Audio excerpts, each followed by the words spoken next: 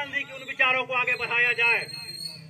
देश में सभी लोगों को कैसे शिक्षा मिले इसकी व्यवस्था की जाए, कैसे पलायन रोकी जाए इसकी व्यवस्था की जाए, राज्य में कैसे उद्योग धंधा लगे इसकी व्यवस्था की जाए।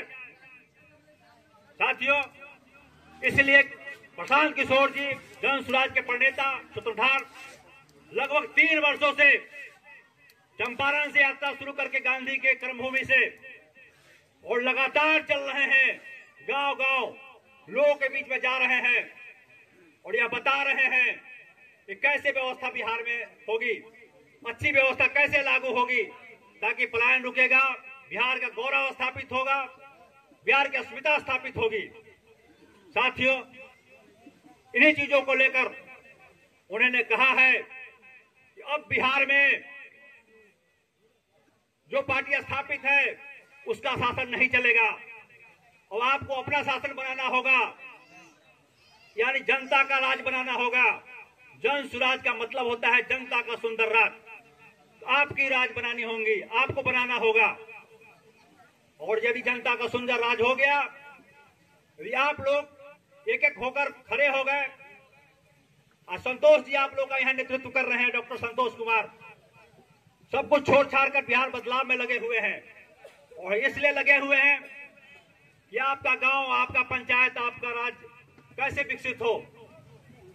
साथियों, इस विकसित का उन्होंने कुछ सूत्र दिया है प्रशांत जी ने, वो 5 सूत्र है आपके बीच में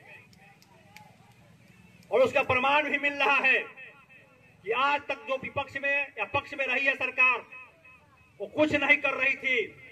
जन स्वराज के आने के बाद प्रशांत जी ने कहा यदि मेरी सरकार बन जाती है तो मैं प्रत्येक वृद्धों को, प्रत्येक विधवाओं को या जो पेंशन लेने वाले लोग हैं और तरह कैटेगरी में उनको मैं 400 से 2000 कर दूंगा। गांव गांव जाकर जब बोलना शुरू किए, टीवी मीडिया में बात आई, सत्ता डोल गई, नीतीश कुमार भाजपा की सत्ता डोल गई। जो सरकार 20 सालों से, यानी 15 साल लालू और 20 साल 35 सालों में ये लोग जो नहीं कर रहे थे, मात्र 400-200 रुपया दे रहे थे, एक दिन में 1100 रुपया कर दिया। लेकिन जन स्वराज यह कहती है इससे बात नहीं बनने वाली है, मैं सत्ता में आते ही 2000 रुपये करूंगा, क्योंकि 2000 से कम में किसी का काम नहीं चलने वाला है।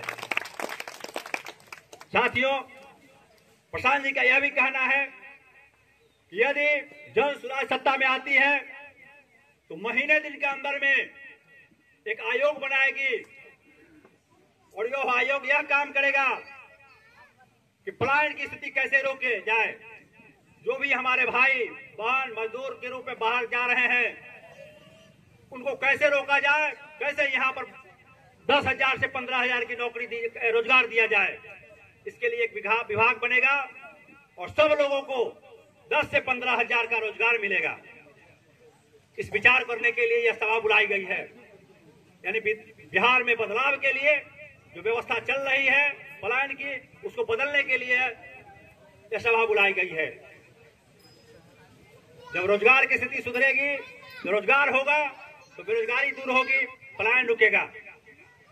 प्रशांत जी कहते हैं मेरी सरकार बनते ही मैं साल भर के अंदर में नवोदय विद्यालय, केंद्रीय विद्यालय का नाम आप लोगों ने सुना होगा, मित्रहाट विद्यालय का नाम आप लोगों ने सुना होगा, जो विश्व स्तरीय स्तर की शिक्षा देती है, उस तरह का शिक्षा व्यवस्था कायम करेगी और हर प्रखंड में उस तरह का विद्यालय बनाएगी जो गुणवत्तापूर्ण विश्व स्तरीय शिक्षा दो, जिसमें यह भेदभाव नहीं रहेगा कि गरीब का बच्चा पढ़ेगा कि अमीर का बच्चा पढ़ेगा, सबको एक तरह की शिक्षा दी जाएगी।